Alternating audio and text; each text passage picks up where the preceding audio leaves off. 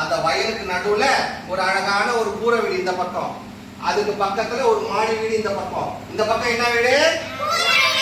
இந்த பக்கம் என்ன வீடு? ஓகே. அதுக்கு பக்கத்துல பெரிய மாமரம், இந்த பக்கம் பார்த்தா அழகான வேப்ப மரம், தென்னை மரம், எங்க பார்த்தாலும் பச்சை பச்சை அழகா அமைதியா இருக்குமா. அந்த மாமரத்துல என்ன இருக்கும்? பச்சை கிளி. பச்சை கிளி எப்படி கத்தும்? அதுக்கு பக்கத்துல வந்து அந்த வேப்ப மரத்துல அழகான குருவிங்க இருக்குமா. குருவிங்க என்ன? சிட்டுக்குருவி பாத்துருக்கீங்களா யாராவது? அது எப்படி கத்தும்? ஓகே, கதைக்கு வரேன் இப்போ நானு. அந்த சின்ன கூரை வீட்டுல ஒரு கண்ணம்மா தாத்தான்னு இருந்தாராம். அவருக்கு ஒரு ஜோடியா கண்ணமாயான்னு இருந்தாங்களாம். கண்ணம்மா தாத்தா கண்ணமாயா ரெண்டு பேர் மட்டும் ஜாலியா அவங்க வாழ்க்கையை என்ஜாய் பண்ணியிருந்தாங்களாம். அந்த நேரத்துல இந்த சைடு என்ன வீடு சொன்னேன்? மாடி வீடு சொன்னேன்ல.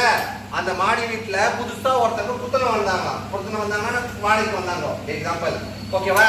அதுல ஒரு ஹஸ்பண்ட் ஒய்ஃப்னு வந்தாங்களாம். ஓகே, அது ஹஸ்பண்ட் ஒய்ஃப்னு யாராவது பேர் வச்சுக்கலாம். ஓகேவா? அவங்க ரெண்டு பேர் வந்தாங்களாம். அவங்க ரெண்டு பேரும் ஜெகன் வச்சுக்குவோம். ஓகே, ஜெகநாதன் ஒரு பையன் வந்தானா. அவனுக்கு பொண்டாட்டியா ஒரு பொண்ணு வந்தா. ஓகேவா? இப்ப என்ன செஞ்சாங்க? இந்த கண்ணம்மா தாத்தா கண்ணம்மா பாட்டி சந்தோஷமா அமைதியா வாழ்ந்தாங்களாம், எந்த ஒரு சத்தமும் இல்லாம. இவங்களும் வந்து சத்தமா இல்லாம அமைதியா வாழ்ந்தாங்களாம்.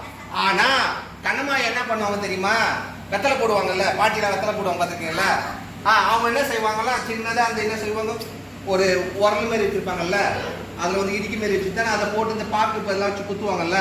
அப்ப அவங்க காலையில ஒரு தாட்டி லைட்டு ஒரு தாட்டி போட்டு அவங்க பண்ணுவாங்க. அப்ப போடும்போது ஃபர்ஸ்ட் பாக்க போடுவாங்களாம்.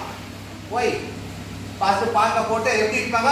டக்கு டக்கு டக்கு டக்கு டக்கு டக்கு டக்கு டக்கு டக்கு அதுல கொஞ்சம் வெத்தலையும் போட்டுட்டு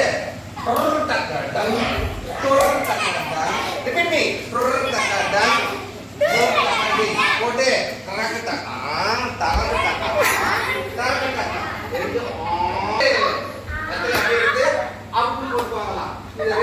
பண்ணிருந்தாங்களாம். அந்த புதுசா பக்கத்து வீட்டுல ஒருத்தர் வந்தாங்கல்ல, மாடி வீட்டுல இந்த ஜெகநாதன் பையன் ஒருத்தர் வந்தாங்கல்ல, அவன் என்ன செஞ்சாங்கன்னா, என்னடா இது எப்ப பார்த்தாலும் இந்த பாட்டி டப்பு இருக்கு, நம்மளுக்கு தூங்கவும் முடியல, என்ன சந்தோஷமா இருக்க முடியல சொல்லிட்டு இந்த பாட்டி போய் நம்ம சொல்லணும், ஏ பாட்டி வெளியே வாங்க. அந்த பாட்டி என்னடா வேறாண்டி, அப்ப வந்து பாட்டி எப்ப பார்த்தாலும்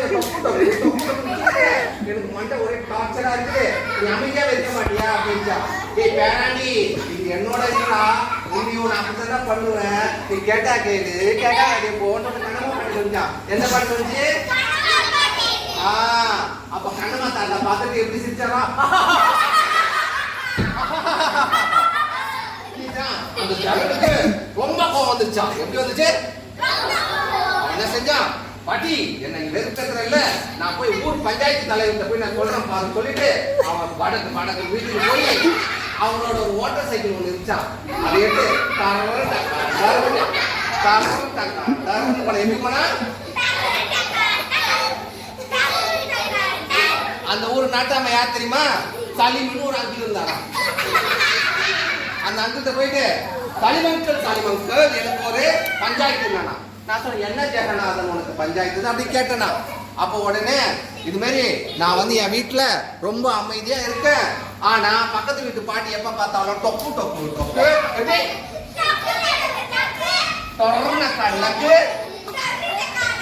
அந்த சத்தம் என்னால இரிட்டேட்டிங்கா இருக்கு, என்னால ஒண்ணும் பண்ண முடியல சொன்னாலாம்.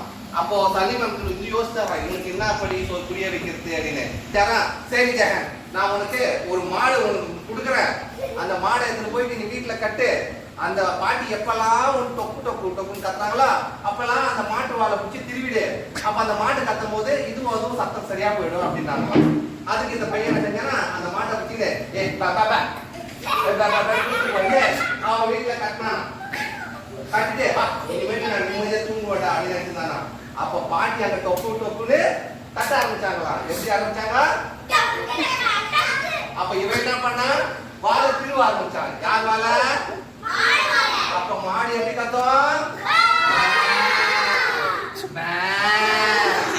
அப்போ இங்க மாடு கத்துது,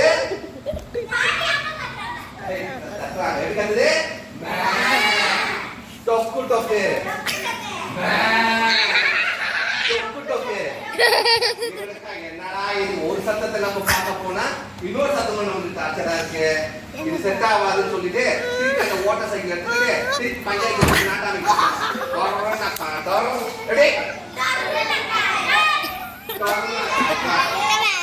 போய் சலிமன்கள் நான் தாண்டா பிரச்சனை அங்கிள் நீங்க சொன்னீங்கல்ல இது மாதிரி அந்த பாட்டி சத்தத்தை தடுக்கிறதுக்கு இந்த சத்தம். ஆனா அந்த மாடு என்ன பண்ணுது அதை கூட சத்தமா கத்துது, சாணி போடுது, செய்யுது. அதை என்னால ஆட முடியல. நான் என்ன பண்ணுறேன்? சரி இன்னொரு வாய்ப்பு தரேன் உனக்கு. நான் என்ன வாய்ப்பு? அந்த மாட்டு சத்தத்தை விட உனக்கு அழகான இன்னொரு சத்தத்தை கொடுக்குறேன். அந்த சத்தத்தை கேட்கும்போது இது நல்லா இருக்கு. ஒரு கழுதியை கொடுத்தாச்சாரோ. என்ன கொடுத்தாச்சாரு? அந்த கழுதியை இழுத்துட்டு போயிட்டு கட்டிட்டு வா இனிமேட்டு பாருங்க நான் என்ன பண்றேன் பாருங்க. திருப்பி அந்த பாட்டி டொக்கு டொக்கு டொக்கு இந்த பக்கம் இவன் வாழை தூக்குனானா. அப்ப மாடு எப்படி கத்தும்? அது இந்த மாடு கத்துறோன்னு கழுதை எப்படி கத்துச்சு?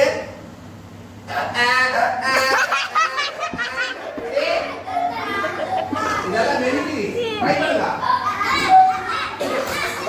பாட்டி மாடு கழுதை மாடு கழுதை.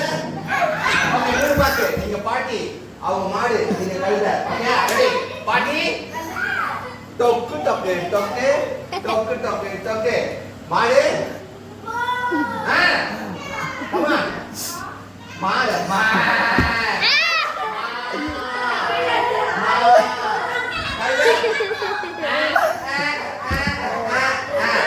அவனுக்கு ஜகனுக்கு இன்னும் தலைவலியாச்சு. என்னடா இது?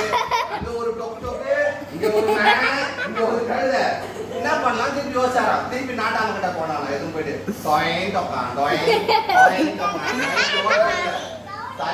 சலிமன்கள் எனக்கு ரொம்ப டென்ஷனா இருக்கு. கழுத வந்துருச்சு அதையும் தடுக்க முடியல. ஆனா பாட்டி சத்தமும் தெரியல இதுவும் தெரியல. இன்னும் நிம்மதியா போயிடுச்சு தூக்கமா போயிடுச்சு அப்படின்னு சொன்னானா. என்னதான் பண்றது அப்படி யோசிச்சாங்களாம். அப்ப என்ன பண்ணலாம் அப்படின்னு சரி கடைசியா அவனுக்கு ஒரு வாய்ப்பு தர அதை நீ பயன்படுத்திக்க அப்படின்னு சொன்னா. சரி சொல்லிட்டு அழகான ஒரு குரங்கு அனுப்பிச்சு விட்டாராம். உன்னால சாணி அள்ள முடியல, மாடு சத்தம் கேட்க முடியல, இது பண்ண முடியல. ஒரு குரங்கு அனுப்புறேன், அந்த குரங்கு எல்லா வேலையும் பார்த்துக்குவோம் அப்படின்னு சொல்லிச்சான். அந்த குரங்கு சரி சரி மாடு சொல்லிட்டு ஒரு குரங்கை கொண்டு போயிட்டு கூட்டு கட்டி விட்டுட்டு அதை பார்த்து சொல்லிட்டாங்க. அப்ப திருப்பி பாட்டி என்ன செஞ்சு அவன் போய் அழகா நீ நிம்மதியா தூங்கலான்னு போகும்போது திருப்பி பாட்டி டொக்கு டொக்கா டொக்கு டொக்கு டொக்கா டொக்கு டொக்கு டங் ஓகே. இந்த சைடு உடனே மாடு, இந்த சைடு கை தட்டிங்க உடனே பாருங்க. என்னடா இது கூட சத்தம் கேட்க சொல்லிட்டு குரங்கு போய் மாடை பிடிக்க போய் மாடு என்ன செஞ்சுதான் முட்டை குரங்கு போய் கழுத மேல உழுந்து கழுதை எட்டி ஒதிக்க அந்த குரங்கு போய் ஜெகன் மேல உழுந்து காலை உடைஞ்சு ஒரு சின்ன இதுக்கு போய் தேவையில்லாம இவ்வளவு பெரிய பிரச்சனை ஆயிடுச்சு யோசிக்கும் போது இதெல்லாம் செட்டே ஆகாது. எனக்கு இது எதுவுமே குரங்கும் வேணாம், எனக்கு மாடும் வேணாம், இந்த கழுதைகளும் வேணாம் அப்படின்னு சொல்லிட்டு திருப்பி சலிமன்கிட்டே எல்லாத்தையும் கொண்டு கொடுக்குறானா. இந்த அங்கிள் நீங்க சொன்னீங்க அந்த சத்தம் எனக்கு அதிகமாக இருந்தா நான் இவ்வளவு பண்ணேன். ஆனா இதை விட சத்தம் எவ்வளவு இருந்தது, இதுங்க அதை விட எனக்கு டார்ச்சர் கொடுக்குது. அதனால என்ன சொன்னா எனக்கு இது எதுவுமே வேணாம், நான் பேசாம அந்த பாட்டியோட சத்தத்தையே நான் கேட்டுட்டு உட்காந்துடுறேன் அப்படின்னு சொல்லிட்டு போய் எழுதி கொடுத்துட்டு இவன் பாட்டு வீட்டுல உட்காந்தானா. அப்ப பாட்டி என்ன பண்ணிச்சான் திருப்பி மறுபடியும் ஜகனே வண்டியா நீ வா வா டொக்கு டொக்கு டொக்கு டொக்கு டொக்கு டொக்கு நக்கு one for everybody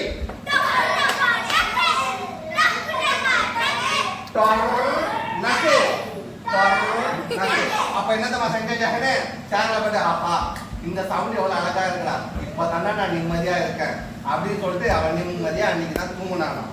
so மாரலா story சொல்லுங்க பார்க்கலாம். இது ஏதாவது மாரலா ஸ்டோரி ஒவ்வொருத்தரும் என்னென்ன அதை புரிஞ்சுக்கிங்க நான் பாக்குறேன். ஃபர்ஸ்ட் நீங்க சொல்லுங்க இது மாரலா ஸ்டோரினா. மாரலா ஸ்டோரி மெசேஜ் இது மூலமா நீங்க என்ன மெசேஜ் தெரியுது உங்களுக்கு தெரியலன்னா ஓகே பாஸ் பண்ணிடலாம். சரி ஓகே யோசி அது கிடைச்சாங்க மெசேஜ் இது மூலமா என்ன உங்களுக்கு புரியுது? இந்த ஸ்டோரி மூலமா கண்ணம்மா பாட்டி ஒரு சவுண்டு கொடுக்குறாங்க, அது பக்கத்துல இருக்கிற ஜெகநாதன் உனக்கு பிடிக்கல, அதுக்கோசம் வேற ஒரு சவுண்டுலாம் கொண்டு வந்து அதோட டார்ச்சும் தாங்க முடியல, இதோட டார்ச்சு முடியல, உன் நிம்மதியே போயிடுச்சு. போய் திருப்பி அந்த யாக்கை வாங்கி அவங்களை விட்டுட்டு வந்துட்டேன். இப்போ ஆனா கண்ணம்மா பாட்டி பண்றது சவுண்டு உனக்கு ரொம்ப இனிமையா இருக்கு. அந்த மாட்டு சத்தத்தோட, அந்த கழுத சத்தத்தோட, அந்த குழம்போட சாட்டையோட இந்த கண்ணம்மா பாட்டி சவுண்டே போதும் சொல்லி நினைக்கிற. ஓகேவா? நம்ம அண்டை வீட்டு இருக்குல்ல, அண்டை வீட்டார் பக்கத்துல நம்ம இருக்கிறது வந்து நம்மளுக்கு வந்து எவ்வளோ ஒரு சந்தோஷமான விஷயங்கள்லாம் நிறைய இருக்குது. இந்த பாட்டி குத்துனது வந்து சரி சிம்பிள் மேட்டர் தான். அது வந்து எப்போ காலையில ஒரு தாட்டி சாயந்தரம் ஒரு தாட்டி தான் பண்றாங்க அவங்க. அதை நம்ம அட்ஜஸ்ட் பண்ணி இருந்தா இந்த மாட்டு சத்தம் கண்டினியூவா வந்திருக்காது, குரங்கு சத்தம் டென்ஷனா இருக்காது, இந்த கழுதை பிரச்சனையும் இவ்வளவு சொந்த இதா வந்திருக்காது. அப்ப இதனால என்ன, நம்ம அண்டை வீட்டுல இருக்கிற சின்ன சின்ன விஷயங்களை நம்ம கொஞ்சம் அட்ஜஸ்ட் பண்ணிக்கிட்டா பெரிய பெரிய டார்ச்சர் நம்மள்கிட்ட வராம இருக்கும். ஓகேவா? ஆனா அவனுக்கு வந்து இந்த வெத்தலை போற சத்தம் மட்டும்தான் அவனுக்கு டார்ச்சரா தெரியுது. ஆனா அதை விட பெரிய பெரிய சத்தம் மாடு கத்துட்டு இருக்குது, குரங்கு கப்பு சாட்டையும் இருக்குது, கழுது சத்தியம். அப்போ இது சின்ன விஷயம் தானே. ஆனா நம்ம அதை நினைக்கல. சின்ன விஷயத்த நம்ம போய் அட்ஜஸ்ட் பண்ணாம போய் எவ்வளவு பெரிய விஷயத்துல ஜெகநாதன் மாட்டிக்கலாம். ஓகே? அதனால நம்ம பக்கத்து வீட்டாரு, அண்டை வீட்டாரு யாராவது சின்ன சின்ன விஷயங்கள்ல நம்மளுக்கு சவுண்டு கொடுத்தாலும் சரி, மற்றபடி வேற ஏதாவது சின்ன சின்ன பிரச்சனை கொடுத்தாலும் அது சின்ன பிரச்சனை நினைச்சு நம்ம விட்டுறணும். ஆனா அந்த சின்ன பிரச்சனை கொஞ்சம் நம்ம போய் தீர்வுக்கான பெரிய பிரச்சனைல போய் மாட்டிக்க கூடாது. ஸோ வாழ்க்கையில அட்ஜஸ்ட்மெண்ட், சகிப்புத்தன்மை ரொம்ப ரொம்ப இம்பார்ட்டன்ட். சகிப்புத்தன்மை நம்மளுக்கு வேணும். ஏன்னா சின்ன விஷயம் சாப்பிட சகிக்கல வச்சுக்க, நம்ம பெரிய விஷயத்துக்கு நம்ம சகிக்கவே முடியாது. ஓகேங்களா? So you want to learn understanding